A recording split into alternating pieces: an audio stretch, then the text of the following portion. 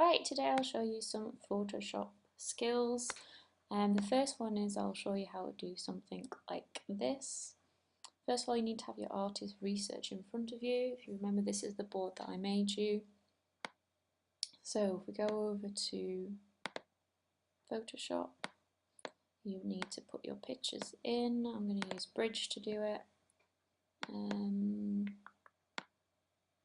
I'll use So I've got multiple angles of Albert, so I'll have a go at using them. So I'll try this one, and then I want some more, and I'll do that one, and this one. Okay, as you can see, they've come up as separate files at the top, so there's that one, and I want them all in the same file, so I'm going to drag them out. Take that off, unlock the layer, move tool, drag that into that box. So now we've got two layers in one. What's this one? And then he needs to come out. Again, unlock the layer, or sometimes it doesn't let you move it. Move tool and drag that in. Okay, so now I've got three different layers. I'm going to double click the background, unlock it. I can move the layers around like this. Okay, so if we go back to the Pinterest board, keep looking at your artists.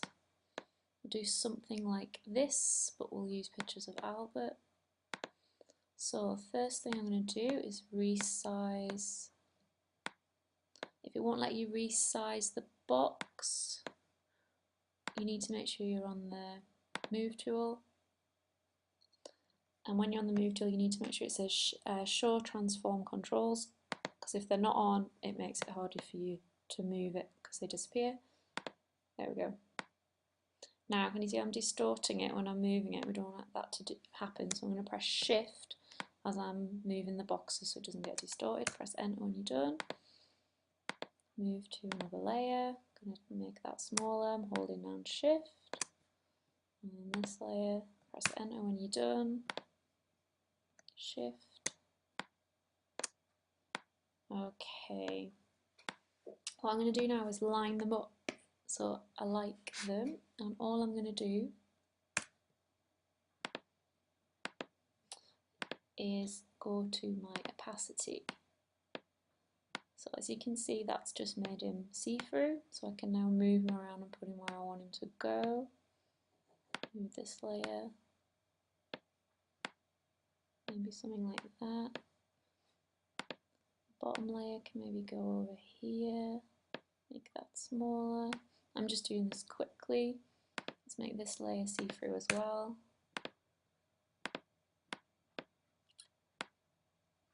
So maybe something like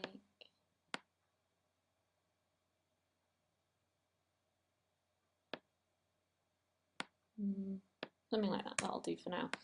Right, so you can do that sort of effect by just using opacity, but that doesn't look great. So I'm going to put the opacity back up.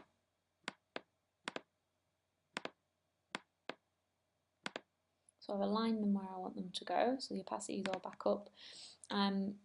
Now, instead of using opacity, I'm going to have a go at using the layer styles, which is here.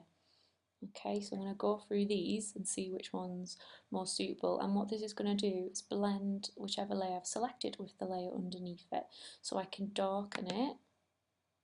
So that one's worked quite well. Or what else can we do? Multiply. So lighten isn't a very good choice because that's going to make the lightest tones on top. So really the best one would be the darken category. But there's others that we can try. Darker colour. Not really done much linear burn. Nah. So you can go through these and select which ones you want. I think darken's going to be the best one, and then if I do the same thing on this layer, there we go, and then I can move them around how I want them. I can resize them, I can rotate them round.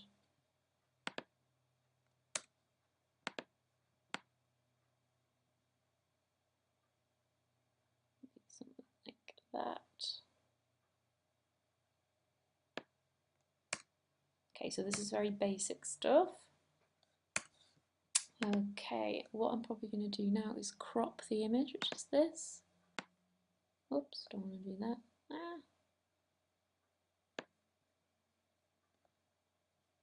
I'm just cropping it. Oops.